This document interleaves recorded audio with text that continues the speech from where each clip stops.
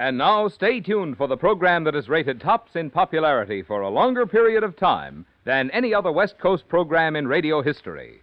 The Signal Oil program, The Whistler.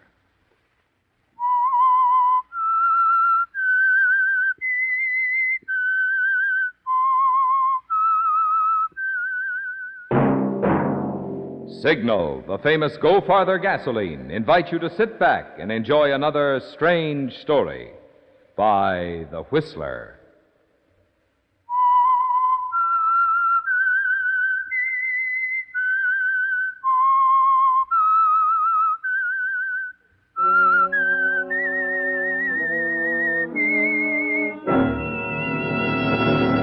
I am the Whistler, and I know many things, for I walk by night. I know many strange tales hidden in the hearts of men and women who have stepped into the shadows. Yes, I know the nameless terrors of which they dare not speak. And now for the Signal Oil Company, The Whistler's strange story, Element X.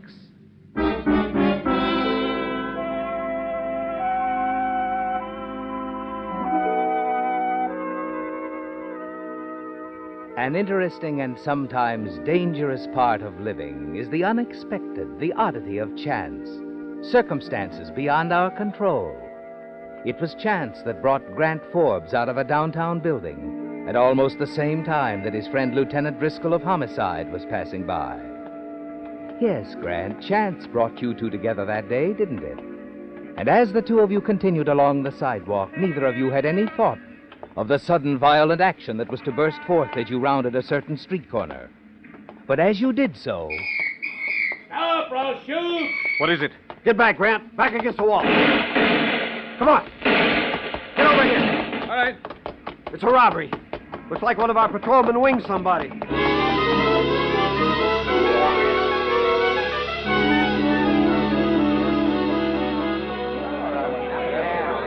All right, keep back, folks. Get back. Give the officer a chance. What's it all about, officer? Huh? Oh, Lieutenant Driscoll. Hold up, sir. And somebody called you in time? No, nobody called me. Funny thing, I didn't even realize what was going on. Just happened to wander into Mr. Reynolds' store to get some cigarettes. This guy turns up, starts to run out, and Reynolds yells. We heard the rest. Good work, officer. Oh, nothing to it, Lieutenant. It just happened.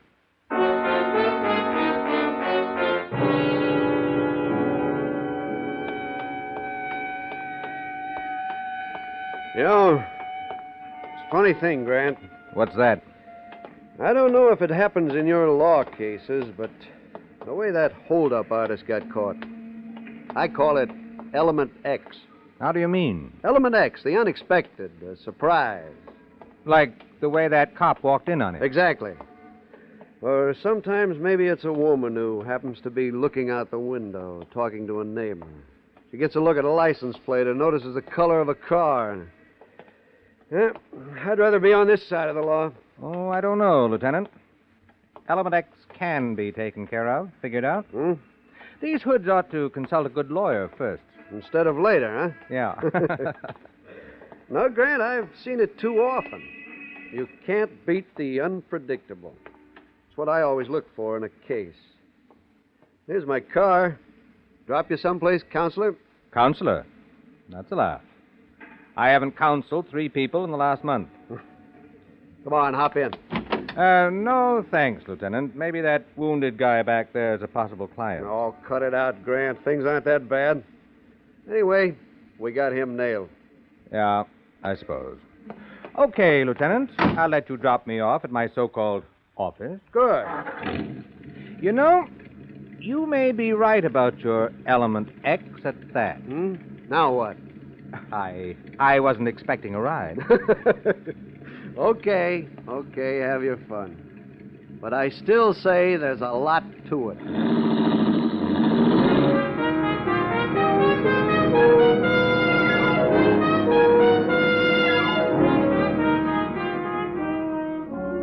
It was many weeks after you talked to your friend, Lieutenant Driscoll, wasn't it, Grant? Yes, and they were weeks that seemed like months.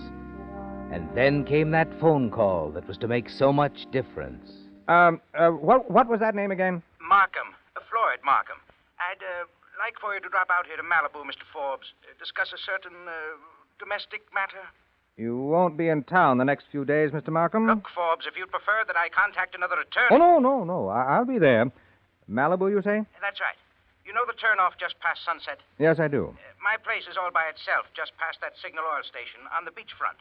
Red cottage, flagstone front. It's called Surfside. You'll be here? I'll be there. Tonight, please. 10 sharp. Tonight, 10 sharp. Check.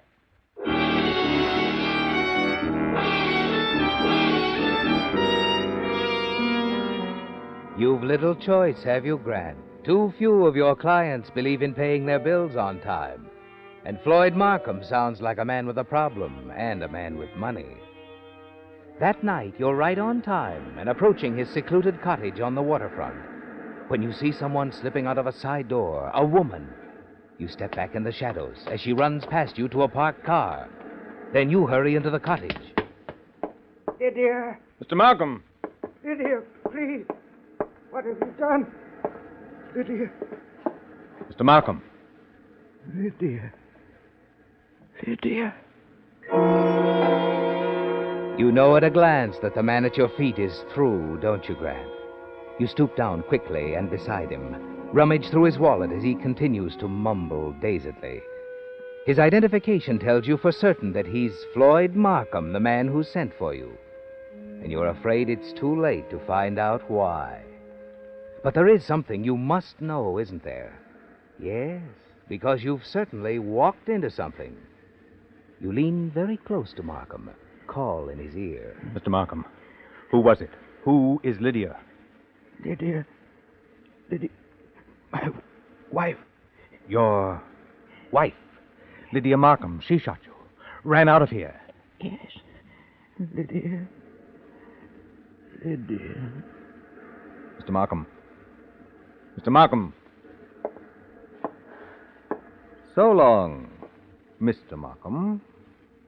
You know, I just might show your little Lydia how to get around Element X.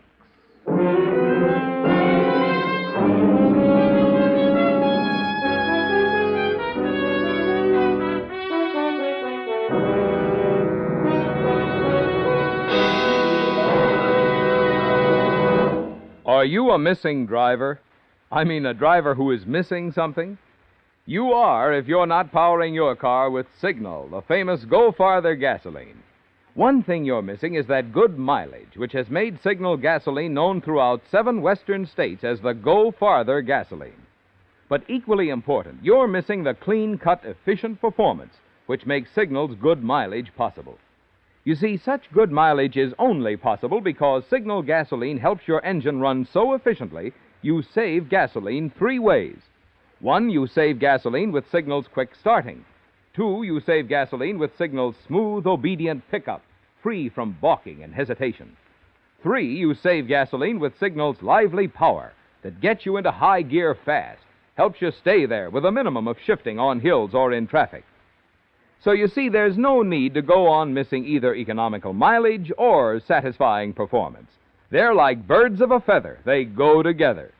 You can enjoy both by filling up with Signal, the famous Go Farther gasoline.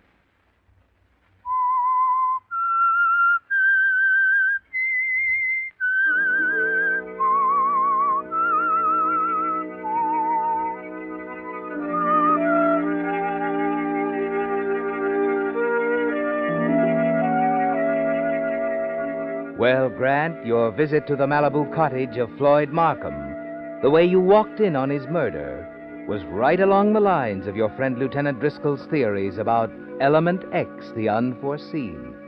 The surprise that so often goes against criminals, murderers. It would go very badly now for Lydia Markham, too, wouldn't it? If you decided to play on the side of the lieutenant.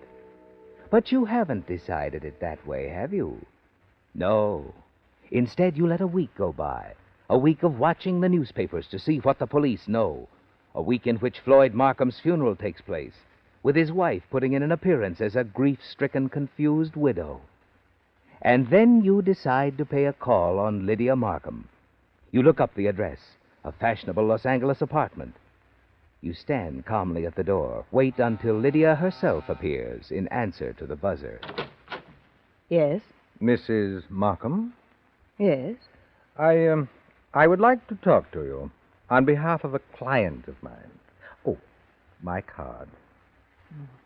Grant Forbes, counselor at law. Permit me to explain, Mrs. Markham. My client was a witness to a sort of an accident. A shooting, I believe. Ralph! Ralph! What's the matter, hon?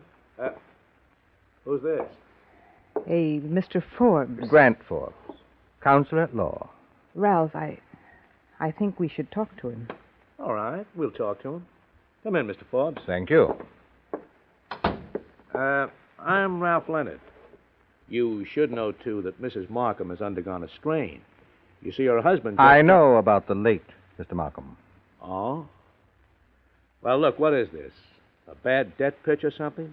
I've heard about this sort of thing when a man dies. I would prefer to talk to Mrs. Markham in private, if it's agreeable. No. No, it isn't agreeable.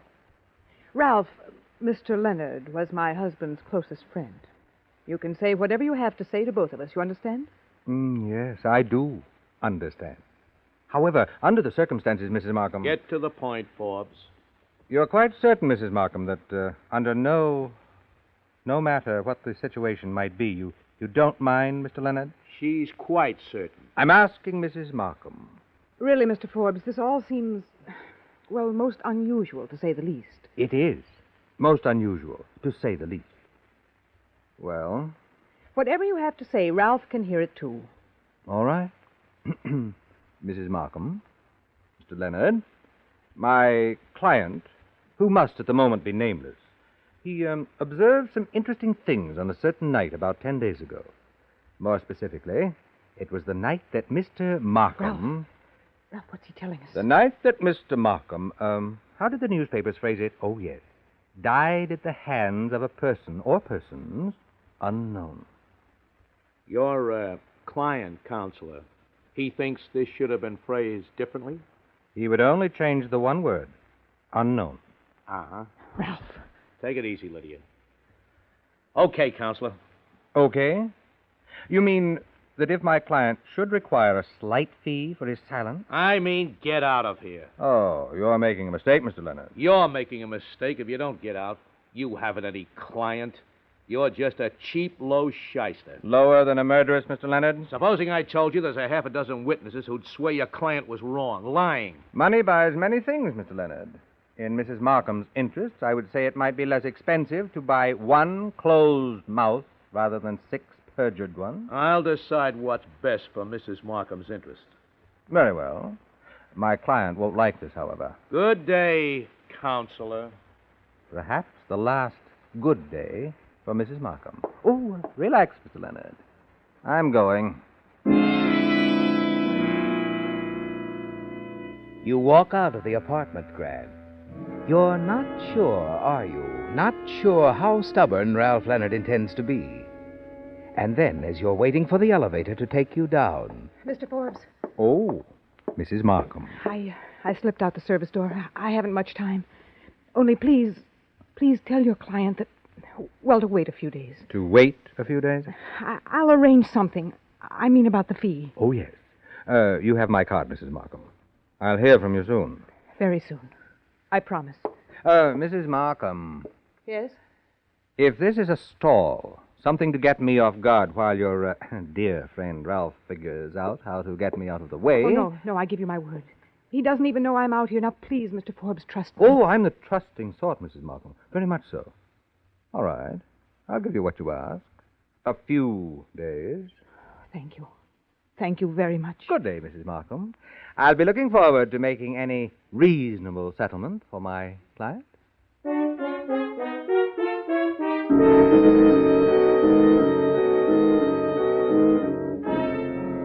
Riding down in the elevator, you feel better about it, don't you, Grant? Ralph Leonard is a little on the rough side and rather impulsive. You find out exactly how impulsive early that evening as you park your car and start down the street toward your apartment. The shots spatter into the building wall beside you. You fall quickly to the ground. As you look up, a car with Ralph Leonard at the wheel swerves wildly around the corner. And as you get to your feet, you realize grimly that Ralph Leonard has decided to make certain of your silence, however drastic his method. You're afraid to return to your office, and you decide it would be unwise to stay overnight in your own apartment.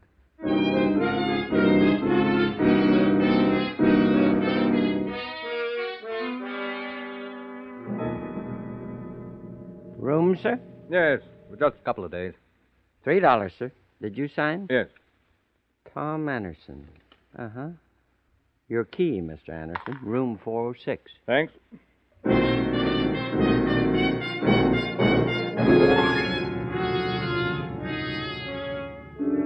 It's all you can do for the present, isn't it, Grant? Hide in a cheap hotel room under the name of Tom Anderson while you think things out. Ralph Leonard is a problem, isn't he? A serious one. He's out to kill you, to protect Lydia Markham, and perhaps her money as well. But the following day, you hit upon a neat and simple plan for eliminating Ralph, without risk to yourself. You're unaware, of course, as you go about locating Ralph Leonard's telephone number, that at a point some 200 miles upstate, Element X is starting on its way toward you.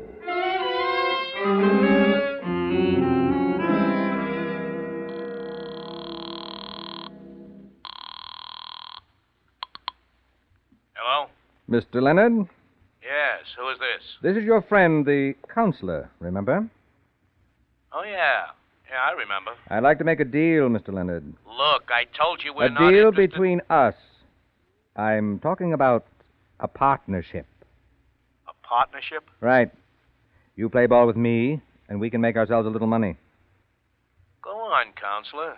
You interest me. Mrs. Markham need never know your part in it, Want me to make things easy for you, is that it? and we split the profits. Well, Now, look, I told you as far as I was concerned, yes. suppose we get together and sort of talk this over, huh? Fine. I'll pick the spot. Call you back later. Good, good. I'll be here at my apartment, counselor. You smile, don't you, Grant, as you hang up the receiver? You know what Ralph Leonard is thinking, what he's planning. Because he believes you're stupid enough to meet him at a quiet rendezvous where he can do his talking with a gun. You hurry out of the hotel room, get into your car, and drive to Lydia Markham's apartment.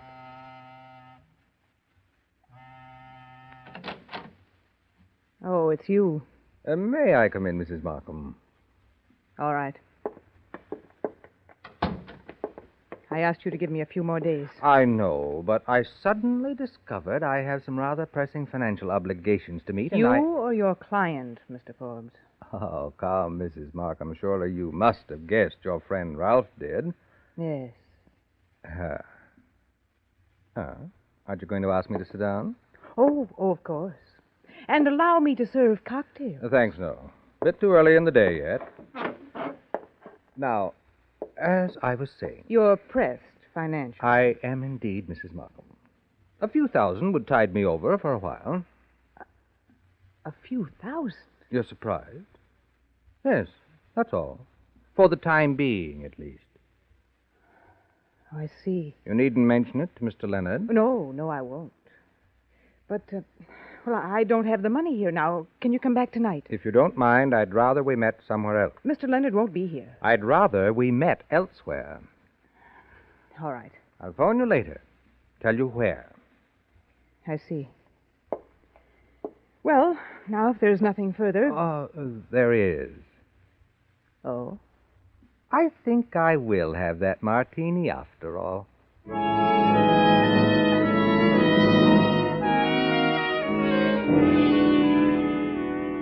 You've completed the second step of your plan, haven't you, Grant? Yes. And now you must select the scene of the crime. After you leave Mrs. Markham's apartment, you drive back downtown. And only a few blocks from your hotel, you find the perfect setup. A dark, quiet street in the factory and warehouse district. Still unaware that Element X, moving relentlessly toward you, is now less than 50 miles away.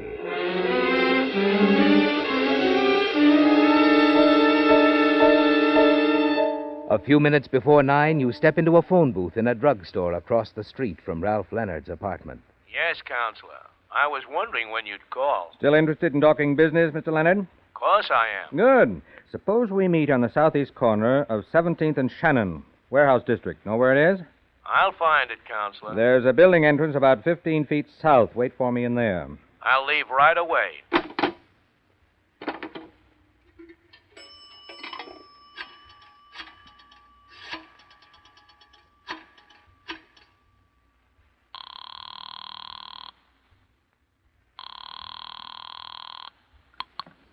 Hello? This is Grant Forbes, Mrs. Markham. Oh. I have the money. 3,000. I'm afraid that's not enough. What? But you said... I know. That was this afternoon. Now I need 10 grand. 10,000? But... That's right. Oh, but where can I get that kind of money at this time of night? Be reasonable. You look, you've got jewelry. Well, yes, but... That'll do till tomorrow. Tomorrow? When your bank opens, you can get me the rest of the 10,000. You might as well get used to this. Yours was a very expensive murder, baby. Yes, wasn't it? Oh, and if you're thinking of calling your boyfriend, Mr. Leonard, when I hang up, don't bother. He just left his apartment building. You think of everything, don't you? I do. He thinks he's got a date to meet me. While he's waiting up in Hollywood for me to show, you'll be meeting me somewhere else. Oh, please listen to me. Give me a break. I'm sorry. But please. Save it, sweetheart. Meet me in half an hour, or I'll write a little letter to the police. No, don't do that. Half hour. That's all you have. I'll be waiting at the southeast corner of 17th and Shannon. There's a building entrance about 15 feet south of the corner. I'll be standing in there. You've played the part perfectly, haven't you, Grant? Yes, and the trap is set. Mrs. Markham is desperate now, isn't she? Yes, she's killed before, and you're certain you've driven her to the point where she'll kill again. You hurry to your car, start toward the scene of the rendezvous. While only a few miles away now, Element X is moving toward 17th and Shannon. But you've forgotten all about Element X, haven't you, Ralph?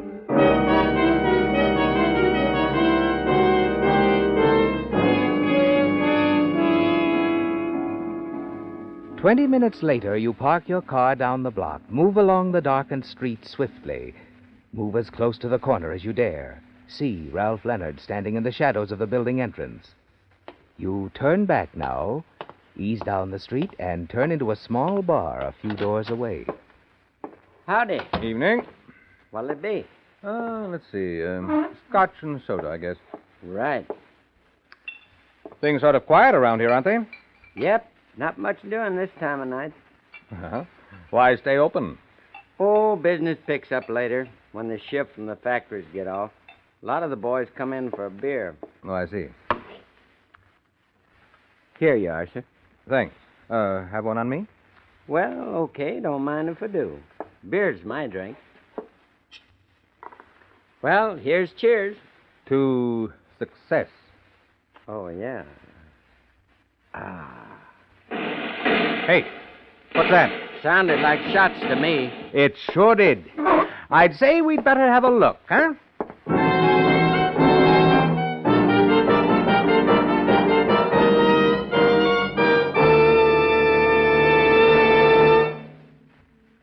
Stop squeaks! Stop squeaks! Signal lubrication stop squeaks! Signal lubrication stop squeaks is the promise on that sign you've been seeing outside signal service stations. But stopping squeaks is just one of the ways that scientific signal lubrication helps your car.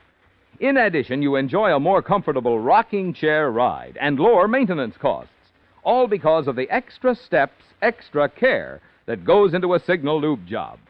You see, when a signal dealer lubricates your car, he doesn't take chances on memory to locate the many lubrication points.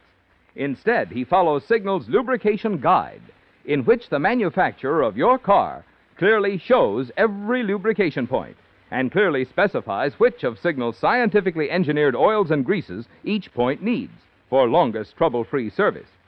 Finally, before delivering your car to you, Mr. Signal Dealer checks each point again, just to make double sure not a single part is ever overlooked.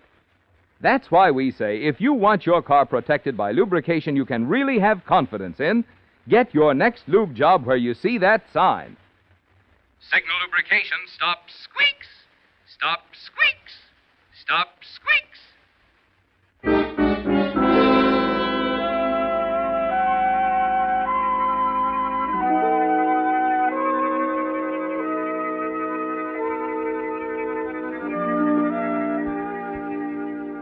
Lieutenant Driscoll from Homicide stood quietly in front of the entrance to a building some 15 feet south of 17th and Shannon, making notes in a small black book.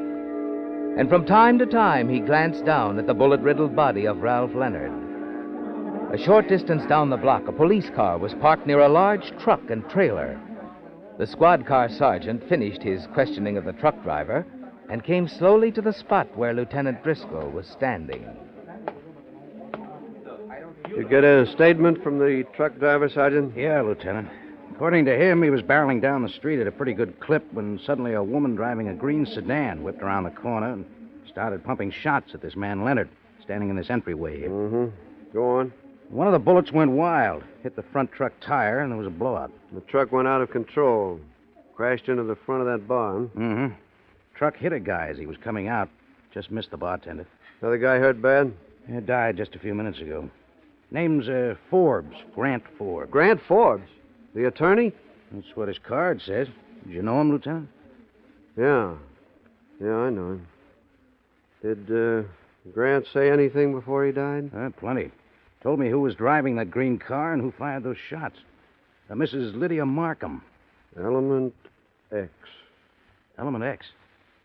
That's what Forbes said before he died. That's what he called the truck. Element X. What do you suppose he meant by that? It was sort of a theory, Sergeant, between us.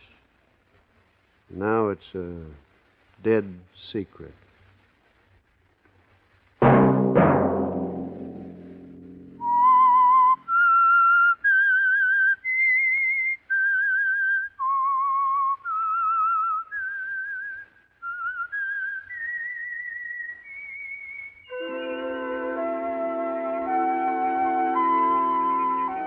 Let that whistle be your signal for the Signal Oil program, The Whistler, each Sunday night at the same time.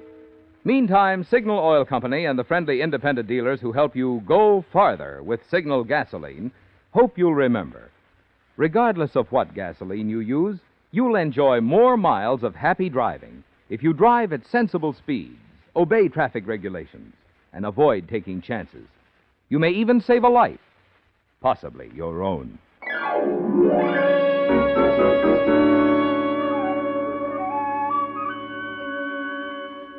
Featured in tonight's story were Ted Osborne, Joe Gilbert, Eddie Marr, Tom Tully, Jack Moyles, and Britt Wood, with Marvin Miller standing in for Bill Foreman as the Whistler.